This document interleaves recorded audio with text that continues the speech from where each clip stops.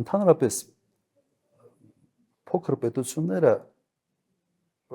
պետությունների համար անվտանգային հարցը երևի համար մեկ հարցն է, բայց նաև փոքր պետությունը չի կարող իզոլացվել եւ ասել ես մենակ եմ ոչ մեկի հետ գործ չունեմ։ Ուրեմն այստեղ պետք է իսկապես կիրառվի այն մոդելը, որը բավական երկար ժամանակ ինքը հաջողված մոդել էր։ Մենք պետք է մեր անվտանգային խնդիրները լուծենք ռազմաքաղաքական դաշինքներով,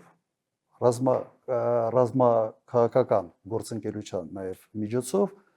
բայց հարաբերվել եւ կոնկրետ լավ հարաբերություններ ունենալ ամբողջ աշխարհի հետ եւ այդպես ենք անում։ Եվ այդ մոդելը ոչ մեկի մոտ խնդիրներ չէր առաջացնում։ Նույնիսկ Միացյալ Նահանգները բավական sense մեղ վերաբերվում մեր հարաբերությունների նկատմամբ Իրանի հետ։ Լրջագույն սանկցիաների պարագայում մենք Իրանի հետ ունեինք փայլուն հարաբերություններ, էներգետիկ ոլորտում ծրագրեր էինք իրականացնում եւ երբևէ Միացյալ Նահանգների կողմից որևէ պատժամիջոցների չենք ենթարկվել, որովհետեւ մենք հիմնավորում էինք, թե ինչի ենք մենք սա անում։ Ես տեսնում եմ այդ կոմպլեմենտար քաղաքականության կիրառումը նաև ապագայում։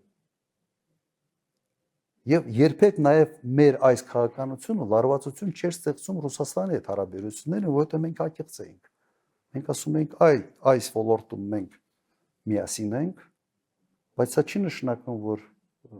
դու ուրիշների հետ չպետք է հարաբերություններ ունենաս։ Այդ ձևով սև ու սպիտակի այդ հարաբերությունները չի վերածվել երբեք։ Մենք փայլուն հարաբերություններ ենք ունեցել Եվրամիության հետ եւ շատ լավ հարաբերություններ ենք ունեցել Միացյալ Նահանգների հետ։ Եվ իդեպ նաեւ Միացյալ Նահանգների կողմից երևի Իսրայելից հետո երկրորդ երկիրն էինք Միացյալ Նահանգների այդ հումանիտար աջակցության ծրագրերի ծավալով։ Սա ինչ որ բան ասում էր, չէ՞։